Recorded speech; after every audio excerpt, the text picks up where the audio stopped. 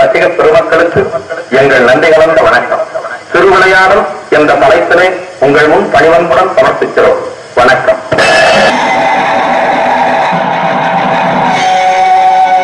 உரையவரே, என் உள்ளம் கலந்த மறைமகளே, தாய்க்குலத்தின் தலைமகளே, உலகத்தவர் போற்றும் வைவாம்பிகையே, வருவதே அமர்க சக்தி.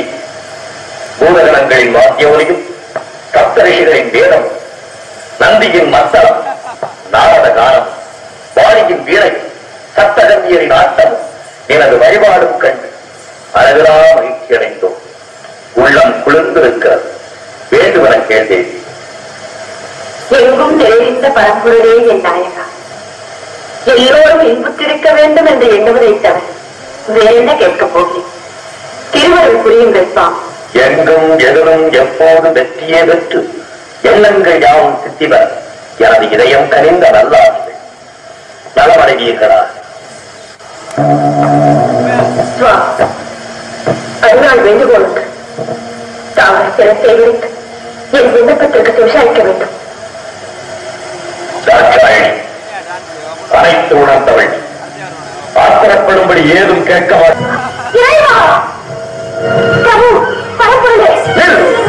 இனி நான் கேட்டுக் கொள்வதா? நான் யார் என்பதை கூடவா மறுத்துவிட்டீர்கள்? நினைத்தாலும் நினைவுக்கு வரவில்லை. தவறுக்கு மன்னிப்பே கிடையாது. இருவரை சொல்லுங்கள். பார்க்கவும் தயாராகின்றேன்.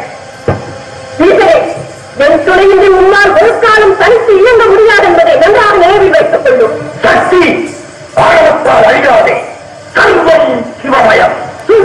சப்தரிஷிகள், பூதகணங்கள் மற்றும் உங்கள் சகாக்கள் அனைவரையும் அழைத்துக் கேளுங்கள்.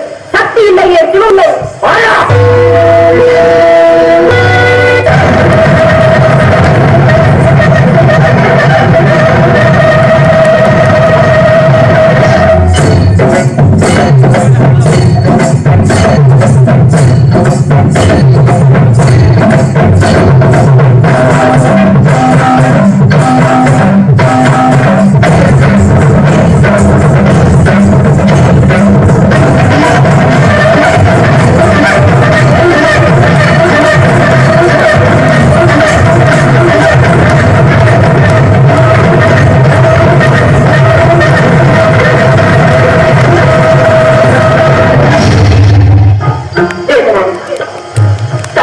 செய்யக்கூடாது என்ற மனவேகத்தை தவறாக பேசிவிட்டேன்.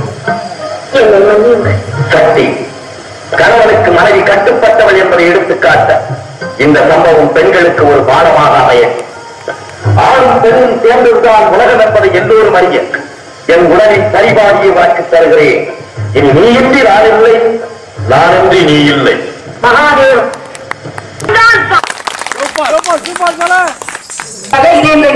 சிறந்தாங்க. நன்றி நன்றி நன்றி.